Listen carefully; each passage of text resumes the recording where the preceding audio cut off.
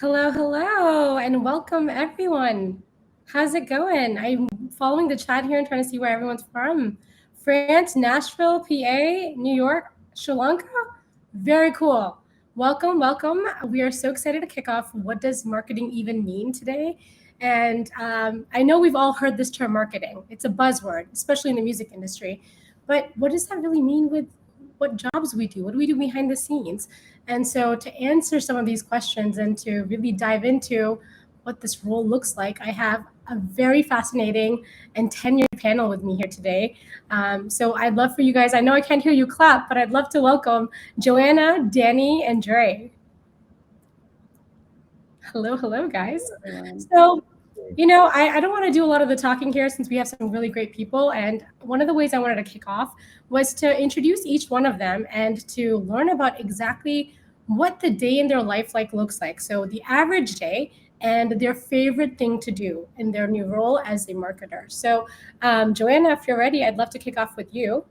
Sure. Hi, everyone. Nice to be with you all. Too bad I can't see you, but I see that chat. I'm coming from New York. I am the SVP of Global Marketing and Brand Strategy at The Orchard, which some of you may know is a global distribution and artist label services company.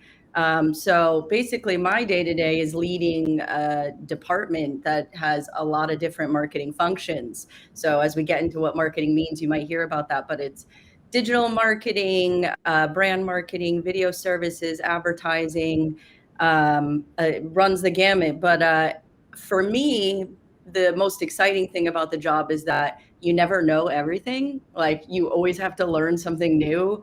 The platforms change, the artist is different, the fan base is different. So like, you're always learning. So for me, that's the most interesting and fun part about it. Fantastic. And yeah, I love that. It sort of keeps you in your toes, and it often touches various facets of the other business. So you got to kind of be able to talk to everyone. Dre, I'd love to hear from you. Can you tell us a little bit more of your day to day? Absolutely. Hey, everybody. My name is Dre Slater, founder of Emperium Entertainment, which is an independent label based in Miami. And I'm also the head of artist discovery at the Digilogue. I do a lot of marketing campaigns. I've been the digital marketing lead at NPR Global, also through Digilabs at Digilogue. I've been able to work with artists like Masego, Manny Wells, Amari Noel, new artist Cedric Brazil. So we've been doing a lot of campaigns there. A lot of that may involve strategic planning, content creation, digital and real life activations, just, a ballpark of different things. But my favorite aspect is really like collaborating closely with teams and artists, and creating customized plans to roll out any projects or music that they have coming up. Amazing. Many, many hats. And then, just while we have you, can you give us a quick description for what the Digilog really is? Because I feel like some people in this community would love to learn more about that.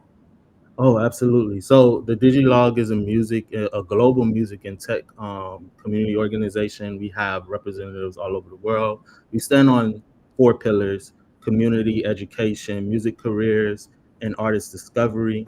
So we have like a bank of, and we work with a lot of different companies, whether be it the Orchard labels, so on and so forth, to help, anybody looking for job opportunities. So we have job listings for that. We do a lot of workshops to help, you with uh, any resume stuff. And if you're an artist, we have a lot of resources available for you as well, whether that's playlisting, streaming, bringing you into the studio and doing a virtual or in-person playback session and putting you in front of basically the industry.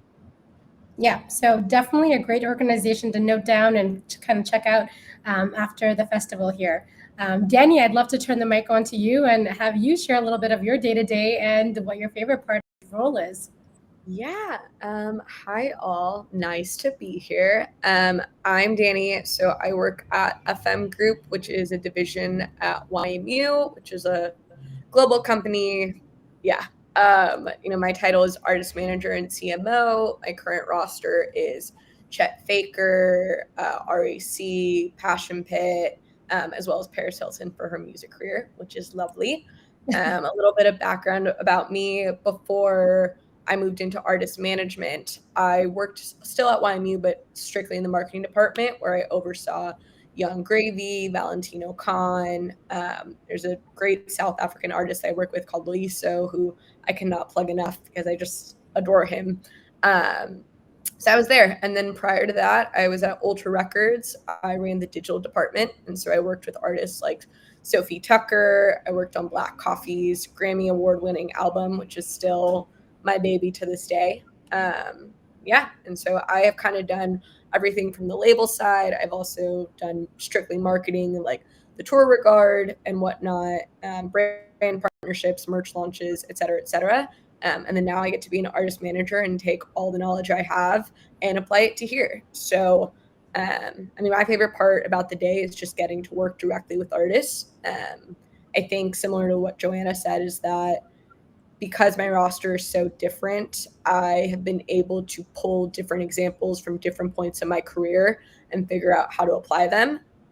For a long time, I worked in dance music, but I love sad girl music. I'm a pop girly through and through. And so it's always been great for me and a fun challenge to see things that I love working in other artists in other genres and figuring out how to kind of yassify it and make it my own version for my roster.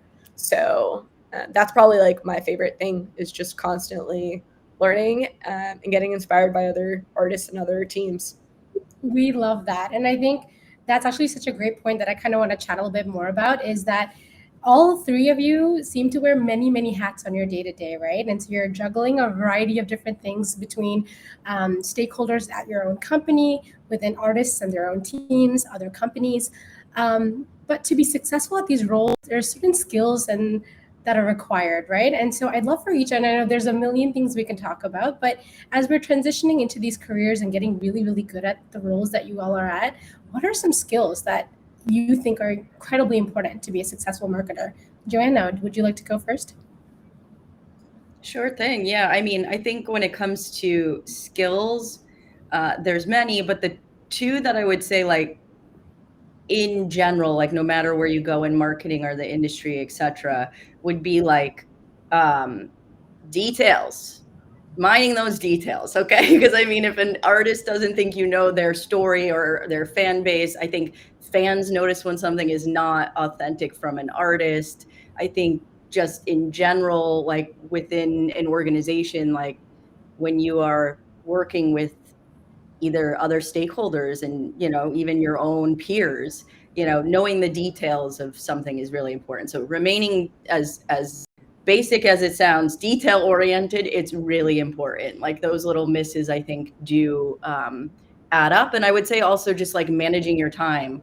I'm sure like Dani and Dre agree, like with you're saying, Rhea, like wearing many hats or managing a lot of different aspects of a campaign or a team, etc. Just managing that time and like using it wisely and just making sure you're focused on what you need to be. And sometimes that comes with trial and error, but I would say those two skills, I think anywhere you go, are super, super important.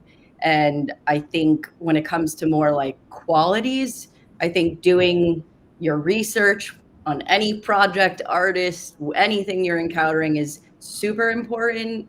I think, again, staying curious, what goes back to what I said at the start of the panel, like you're always learning, but like asking questions and learning about what you're working on, I think is super important. I think it goes a long way with people when you show up in a room and you're like, oh yeah, I know all this. And I saw what you posted last and I saw how your fans did XYZ. Like, I think all of that goes a really, really long way. I think I love what you said even about asking questions, because I think oftentimes we're in rooms with really, really smart people and there might be something we may not know, and asking a question sometimes makes us feel smaller or, showing that we don't know something. But honestly, I love being the least smartest person in the room, because then you have the opportunity to learn so much more. So definitely great advice. Dre, I know your paths are nuanced, a little bit different. Like, what are some of the skills that you use every day and that make you the go-to person with some of these clients that you work with? Yeah, I definitely agree with Joanna on the skills that she mentioned. I'm going to add on and say adaptability for sure. you face a lot of problem solving situations, and you have to be able to adapt. You always have to, be willing to also learn, as Joanna pointed out earlier. But that is definitely a huge one for me because we're faced with so many different things, and you always have to kind of figure out a way to, get to the end goal. Another one is definitely creativity and finding innovation in everything that you're doing. Like I said, like with the artists that I've been able to work with, everything is kind of tailor made and customized to who they are authentically. So that's a huge one. Of course, I'm a double down on time management, for sure. Meeting deadlines is super important, and when you're juggling so many different things, especially like if you have 2 or 3 different artists and clients that you're working with at the same time, you have to be able to really manage your time and schedule out everything. And yeah, resourcefulness. I think resourcefulness is a huge one as well. Being able to, network within the community is super, and navigate in the community is super important. So yeah, those are some dope That's skills. great stuff. On the time management front, real quick for Joanna and Dre, is there anything you use? I mean, obviously, I know I've become, a slave to my calendar now. Everything is, but is there anything else you both use that help you sort of stay on top of your calendars a little bit better? I'm a big advocate of Google Calendar. Yes. Um, it keeps me in check. I check it every morning, every night, just kind of make sure that, I know what I'm doing the day before and how I should prepare. Yes. And it sends me all the notifications I need. So super huge on that. I'm also diving into a new program that's in beta right now. I can't remember the name, but it's supposed to be like a all-in-one encompassing program. So Right. once I do, I'll check that.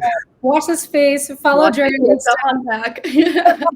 I would also say like a to-do list, and like honestly, some of those come with, you can manage in, if you're using Google like G Suite, you can do it there. But I also set a lot of reminders for myself. Like, and I think also besides reminders and the calendar and like checking off a to-do list, I think just finding what is a timely deadline and is a priority to like many will probably give you an understanding of like, that's the time, that's the thing to get done, and maybe the other piece could move to next week. Like, I think it comes again with trial and error, but I think there's a lot of just like feeling out a different situation and being able to say, okay, this one's got a lot of stakeholders that need it done tomorrow. I'm going to just focus on this and move the next piece and keep it moving, because there's only so many hours in a day. So it's really just about finding those priorities. Constant Tetrising. I hope y'all play Tetris. That helps. Dani, jump on in. Tell us some of the skills that you used in artist management or in, in your other roles as well. Like what are some things that you noticed that really make you good at what you do? Yeah, I mean, I call people, like, which sounds like not a skill, but it is. Like the amount of time I've had people say, "Oh, well, I texted and I emailed them." Okay, but did you call them? Like, not being afraid to pick up the phone and talk to people, even just cold calling, if it's in their signature, it's fair game. And so I think doing that, one, having the personal connection immediately when you chit chat with someone over the phone, you can just bond more. Because I'm not going to ask over email, like, where are you based and how's it going? I'm not going to do that. But on the phone, I'll add 30 seconds to bond a little bit. So I think calling is really important, which is an underrated skill just for the next gen. I mean, I will say one caveat to someone said about asking questions. 100% ask questions, but if it is Googleable, Google it first, because it's one thing if you're saying, hey, I just joined a job, I wasn't on this chain, can you clarify this? That's totally Gucci. But if you're asking me, what does PPD stand for in a statement? What's the size that Apple accepts for artwork? Those are all Googleable things. And it's not about, oh, I can't answer that. It's just the principle of the matter, because I've had people work under me where it's like, okay, if you can't take this one step for here, how do I know if you're not going to take that extra step for really complicated things, you know? So I think just the ability to decipher of what is something that I need my manager, my coworker, my artist to advise on versus what is searchable, especially with artists. Like if an artist tells me something once, I'll email it to myself so I never forget, because nothing is worse than an artist saying, I already told you. Or vice versa, them being like, you never told me that. Like I save receipts, baby girl. I stay on it. And so really putting things in writing after you have a phone call with someone can really just help a lot. One, for yourself for trackability, but then two, just in assuming that keeping the whole team on board, because I work with 2 other managers and all of our artists have a million other teams. And so keeping everyone on copy and sharing those notes after, it ensures that we're always on the same side, which I think is really important when you're an internal unit. I love that. I mean, just to echo what you said, because it hit home for me so much. One of my first jobs in the music industry, my CEO had told me at that time, he's like, Rhea, you know what the most important app on your iPhone is? And I was like, and he was like, it's the phone app. And he said, you can call people. And I was like, yes, that's brilliant. So that just took that full circle for me. Well, one thing that, I mean, while the phone is really important, so much of comms we're seeing now is moving to online, right? Where there's social media, there's email, there's digital marketing. Even for artists now, having an EPK is something that's a baseline to their brand. This space is really exciting, and I want you guys to kind of talk a little bit more about what has changed within the digital realm, especially over the pandemic and the couple recent years, and how has that been impacting your various lanes or your line of work? What is like super exciting about digital marketing right now? Dre, do you want to go first? Yes.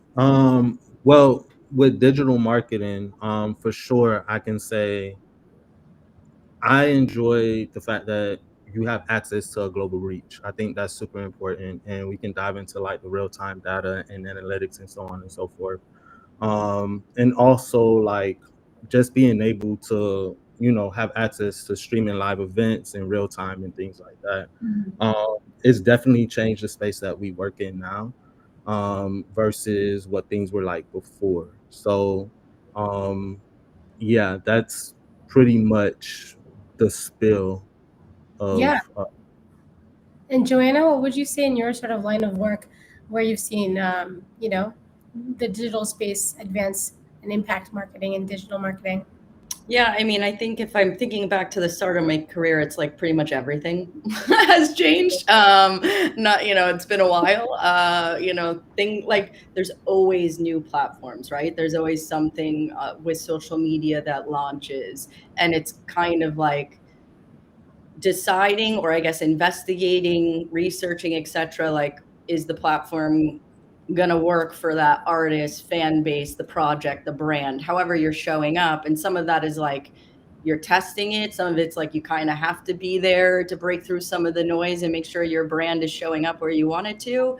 And sometimes a platform launches and a week later, no one cares about it. Like it's a lot of going back to what Dre said, like adapting and like just keep it moving and things like that. So I think honestly, a lot of things will continue to change and evolve, but what we have seen is like finding ways to meet fans where they are. Like it's not the same thing on Instagram Reels as it is on TikTok, as it is on, I don't know now, are we talking about Threads? Are we like, you know what I'm saying? Like we're everywhere. So it's just like, you just kind of have to adapt and see what works and how you tell your story. I think a lot of marketing of people say, well, break down marketing. What is it? I think it's like finding audiences, building them, engaging with them. And the way that you do that is like, how are you telling your story? What matters to you? What do you care about? Who are you as an artist or a brand, etc.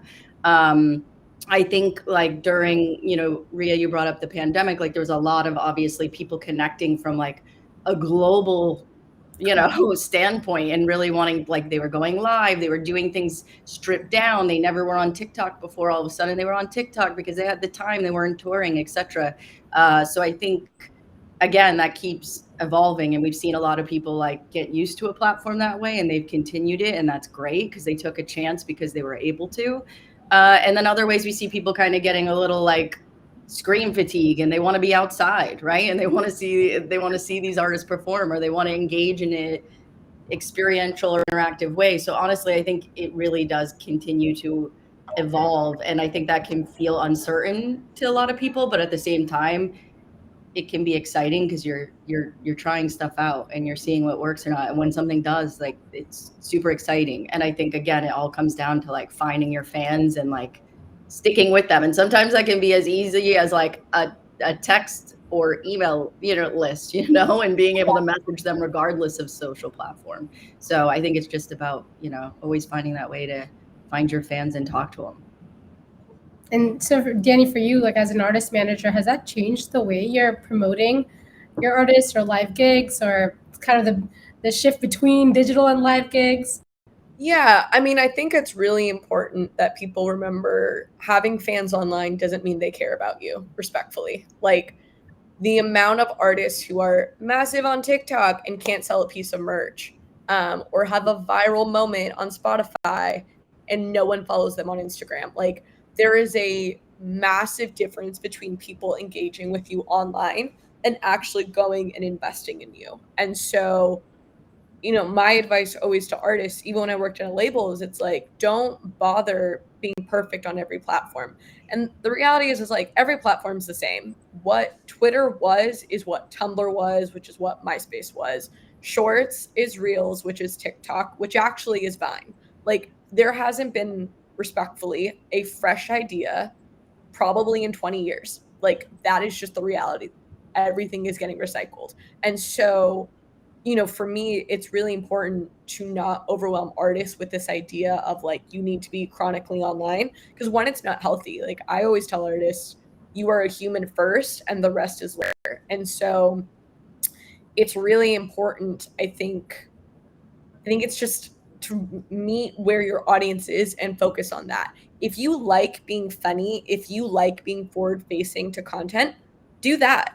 Do the video aspect. If you don't want to do that, don't, because then it looks inauthentic and you're not fooling anyone. And now you've spent money you don't need to on content that will not land. And so for me, like, digital obviously is helpful because, especially depending on the city, right? Like, doing a snipe campaign in LA does not have the same effect as it would in New York, mostly because of people walking. But a billboard in LA on a freeway, much more beneficial than a billboard necessarily in Oklahoma. So I think there are different ways to use each tactic, but I get really overwhelmed, and I just disagree with the idea that being online is the new way, because it's not. Because I've seen IRL how much a million followers does not mean you can sell out Bowery Ballroom. And if you cannot build an audience and authentic people that are here, it doesn't really matter what you do online. Like, it doesn't. And there's a million case studies that prove that. And people love to point to the one exception to the rule of like, well, their life changed overnight. Great. There's a reason why you remember that name and not the million of people who it did not work for. And so that's kind of like my thing, is it's like, as a marketer, as a manager, it is your job to weed through the 1,000 options and say, all right, what are we going to do here? Yeah. So to make those decisions, I'm sure you're looking into some information, right? So like you said, you can't be everywhere. You can't be successful on all platforms, online and in real life. There's threads now. Are you relevant on there? So how are artists or even teams and marketers' roles specifically in that helping use data to kind of gauge the success of where you are doing well? What are some of the metrics that you guys use to gauge success?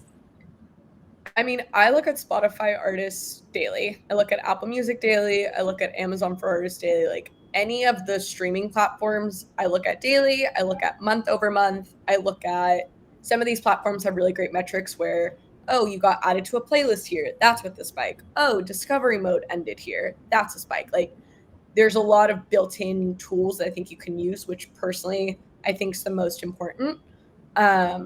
I like looking at Chartmetric and seeing what other people are doing, not in a competitive way, but I think it's helpful to see, like, fun fact, what's highlighted in your country on Spotify per genre is not what's necessarily highlighted in other countries. But depending on what it is, you can see what playlist they're pushing. And if you can see what playlist they're pushing there, that helps you realize, okay, I should be looking at that. Is my song performing there? If it performs well on Pop Rising, can it get added to Hot Hits USA? If it gets added to enough hot hits in whatever country, it goes to today's top hits. Like, those types of patterns are tangible. And you can't really control them, but at least if you can see what benchmarks, you can more or less understand where you need to be before you get to the next level, which, I mean, that's all you can really ask for, because all your label, all anyone can do is get the song in front of people. If it doesn't react, that's no one's fault. But at least you can say, oh, this is the day the music died, and time for the next single. That's what I do. So you're using both quantitative in terms of looking at numbers and qualitative, where you're sort of measuring other indicators from the market to see what is working and what's not, and what other people are doing, which I think is really, really smart. Joanna and Dre, do you guys have anything else in terms of the ways you're kind of using data and how you're gauging success? You guys, manage a variety of different campaigns. How do you know when it's working? Yeah, I would say, in addition to what Dani said, also just like, has the audience developed, like grown at any point during the campaign as you're watching? And that could mean, like, again, going back to really basic things of like the data that you've collected from the campaign, and now you can contact these people directly by their phone number or email. Is it their social following has expanded by X amount? Are people, again, as Dani said, consuming it in a different way, and where, right? Did the merch go up? Did the ticket sales go up? Like, it's really getting into like so many, it sounds like a lot of metrics, but it always will be, because you're going to have to check in various places of like, did it work here? It did with this piece of the campaign, right? Or maybe it didn't somewhere else, and just really looking into it. And I honestly think it helps you figure out who your audience is and what they're reacting to and what they liked about what you did. And that could just be they related to this song more than another one, or it could be like they love the way that you showed up at this show or that merch item you put out. Like, it could be so many factors, and it's so subjective. So I think you need to look across a lot of different metrics. Yeah, I'm gonna piggyback on both what Dani and Joanna said. I do believe, especially spikes, I pay attention to the spikes in the streams for sure. And trying to figure out like where those spikes come from. Let's say it can be, we see a spike in one of the artist's songs, and it can be from a TikTok that they did. How do we recreate that spike? So we use that metric to kind of recreate those moments, recreate that content to drive more of those streams. Also, definitely love platforms like Chartmetric, because it's all encompassing. Like, a lot of times before I got on Chartmetric, I was like jumping between Spotify for artists, Apple Music for artists, social media, so Instagram, the back end of that, and trying to figure out how to match everything. But with Chartmetric, I've been able to pick up certain things, whether it's radio spins, sync opportunities, and so many other placements that you wouldn't normally see, just specific to what is on Spotify for artists. So yeah, outside of like the regular demographics of age, gender, and so on and so forth, those are some metrics that I also pay attention to. Awesome. Thank you, guys. And something I wanted to kind of pivot to here, we've been talking about data, how we're growing these brands, how we're, marketing to different communities on different platforms. At the end of the day, you being, sort of your authentic personality online is so true to kind of that success too, and what fans are resonating with. So something that I think touches on fans and the artists and the sort of products that you guys work at your companies, but also yourselves, is branding, and also personal branding. And I really wanted to make sure we touched on this, because I know, for example, Dre, we follow each other on Instagram, and I've seen how you've built a community, of folks that now look to you for information, know where to find you, and you share a lot of, the day in the life of what you do on that platform. So personal branding in a way, both for artists in that kind of lane, but then also for ourselves, is becoming increasingly important. How can some of the students that we have here in the chat start to build their personal brands, and how, for those who are looking to work in the music industry, how can they be helping artists do that in a more authentic way? Yeah, personally, this hits home for me because I actually started Emperium in college. So I found, and just from personal experience, I found that it's easier when you have a mentor to kind of learn from, or you're a part of some sort of internship. Now, when I was in school, I want to give myself, I don't want to put my age out there. I'm young. But no, when I was in school, and when I was in school, we didn't have a lot of programs available. Now I see that there's a lot more internships and other programs that you guys can join for sure, where it's easier to find mentors. The Digilogue, for instance, we have an internship program where we bring students on, and they're like actively getting on whatever marketing we have available.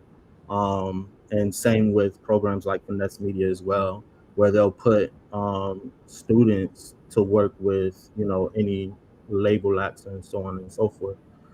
So those are just on like in-person ways that you can like um, work with real-time artists and gain the experience. Also, I think it's super important to like grow linearly. And when I say that, I mean like working with artists um, that's at school that also is looking for a team, and kind of, learning with them and growing with them at that same time. Those are like some key things that I kind of focused on.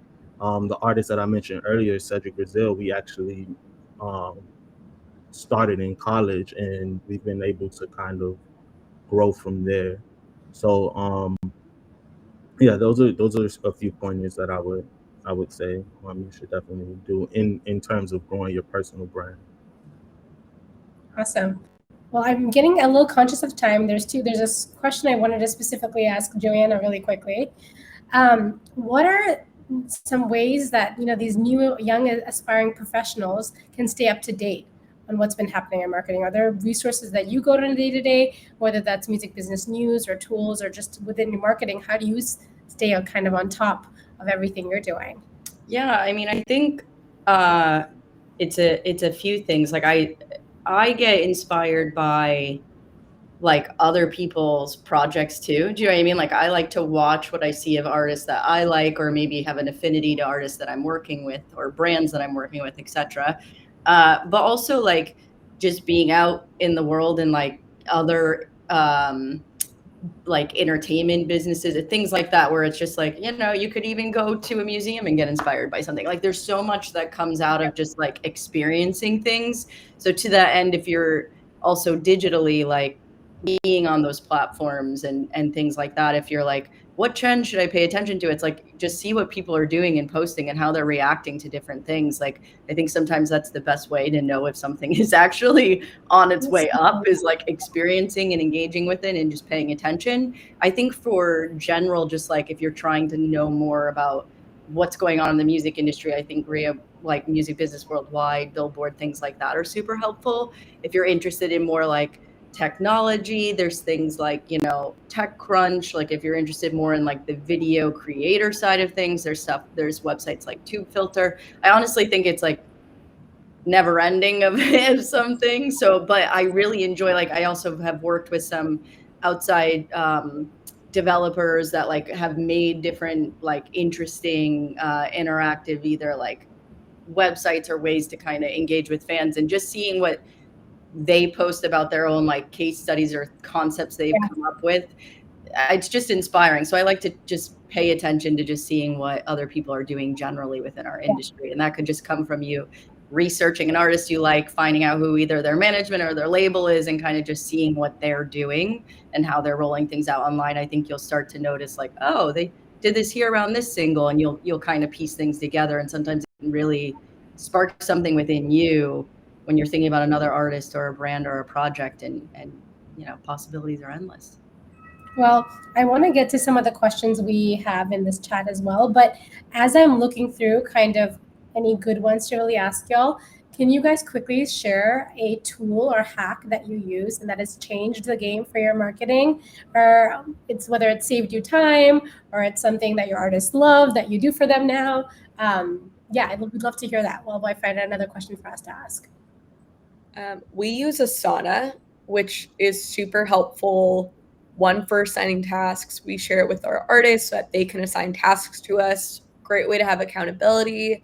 But then also just very easy. We'll keep press photos there. We'll keep flyers there. Like pretty much anything we need is there. And it's just an app that you download and invite to people. So I find that it's a lot more organized than Google Drive or Box or Dropbox. So, and I like that you can add tasks and take notes and whatnot. So that's our tool. Joanna, yeah. So we use Airtable. Airtable has a calendar in there that, you know, you can upload. Same thing, flyers, XYZ, so on and so forth. And it's also a project management tool where you can definitely assign tasks and everybody gets the notifications. We can put, you know, who's in charge of those tasks, so on and so forth. On the back end, I definitely want to second or double down on Chartmetric, and you know, in terms of like finding whatever data you need to help, you know, decide how you want to strategize your marketing. Yeah, I think to echo some of their project management stuff, all of those very helpful. There's also things like Monday or Notion. And then just like something that's accessible, like even on a free tier is what we talked about, even I think before we started the panel, Rhea, was Canva. Like, because right there, like you can make a marketing deck that looks beautiful to present and again, tell the story and try to get an artist and their team on board for the vision of this campaign. You can recap said campaign there. You know what I mean? You can make assets for your socials there really quickly. Like it's pretty endless and it's pretty accessible. So I would say that's another one, like separate from the project management side of things, that's helpful. Yeah, I agree with all of those. Fantastic suggestions there. A question that I actually really liked, and I think would be a nice way to kind of round out this panel as we kind of come to the end, because as we covered all of their roles in their days, while these titles may sound similar, they're still all marketers, but they do such different things. How did each of you find your lane in what you want to do within marketing? How did you get your niche? There's data roles, there's management roles, there's publicist roles, there's so many types. How did you find your niche? I'll let anyone take it first. I'll go. I panic when there's too much quiet. So it's funny that I'm now in management because I verbatim said 3 years ago I would never be an artist manager, and my friends love to bring it up to me. You know, I got here because I never said no. Every opportunity, I said, I'll learn something. Like my first job post-college was doing personal PR for Hilary Swank, Jeff Goldblum, Zazie Beetz, like not musicians at all. In college, I worked at Fool's Gold. I did social media for Moxie Rhea. Like I did a bunch of different music jobs, but I needed a job post-college and I took whichever one would pay. And, you know, it was miserable. I loved my boss, hated my job. But to this day, I have learned skills from that. Like calling people and taking notes after you have a conversation with someone. I learned that because someone lied, like on that call, and I was a coordinator. I was like, this will never happen again. So, you know, you really can take lessons from any job you have. I think that how I got to management is that at the end of the day, I'm a music girl. I went to my first concert at 3. It changed my life. I've never loved anything as much as I love music other than my dog. And I think, yeah, she's asleep right next to me. Best dog in the world. But, you know, I think you have to love music to work in music because it's a really hard job. It is not.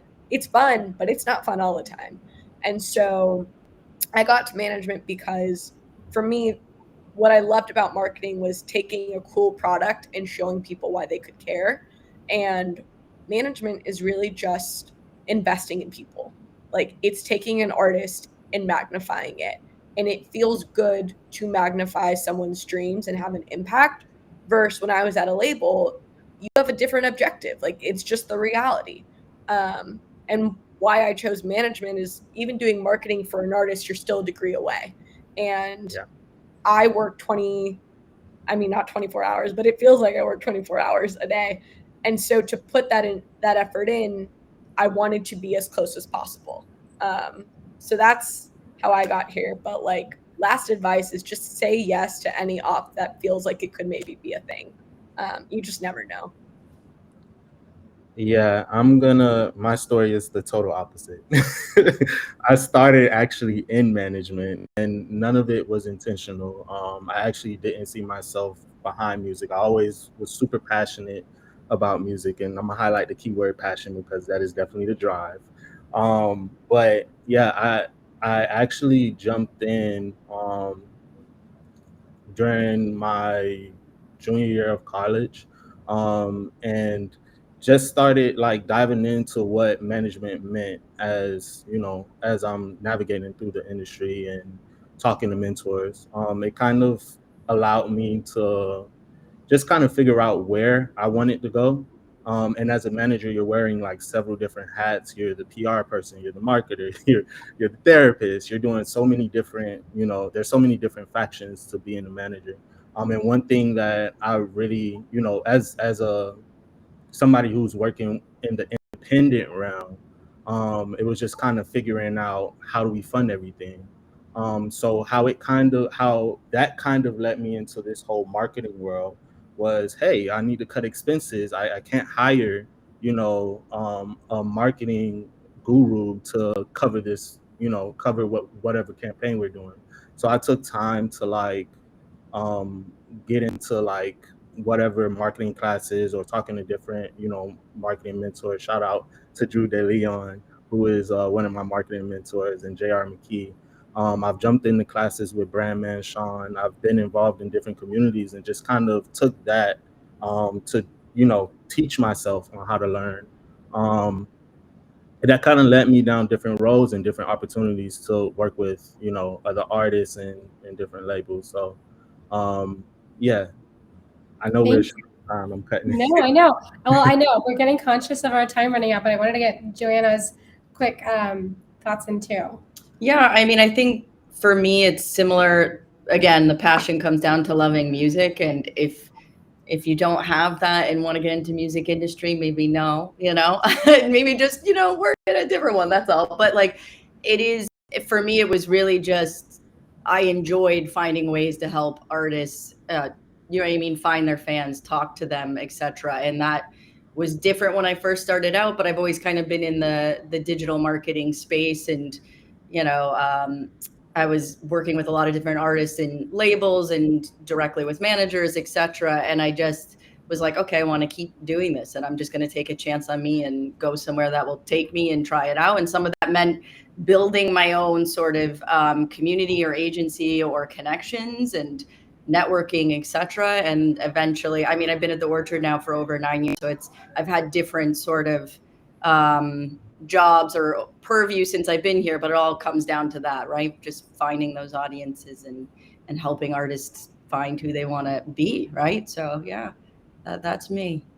Well, there were so many gems throughout this. I hope you guys took notes because I couldn't, but I can only thank Dre, Joanna, and Dani for being here. This was such a great opportunity. And if you're going to take anything away as you're embarking on your journeys, remember that marketing in the music business is not just about promoting products, not just about promoting artists, but it's about connecting audiences and at a profound level, at a genuine level, right? So embrace the storytelling and the prowess to music in that sort of space. And a big shout out to Music Forward Foundation for having us here today. This was an honor to kind of help you guys get a little nudge forward in your careers. And I know I'm available on LinkedIn, and I believe some of these panelists are as well. So feel free to, reach out to us as you're navigating your careers. And I hope you have a wonderful rest of the day learning today here at All Access.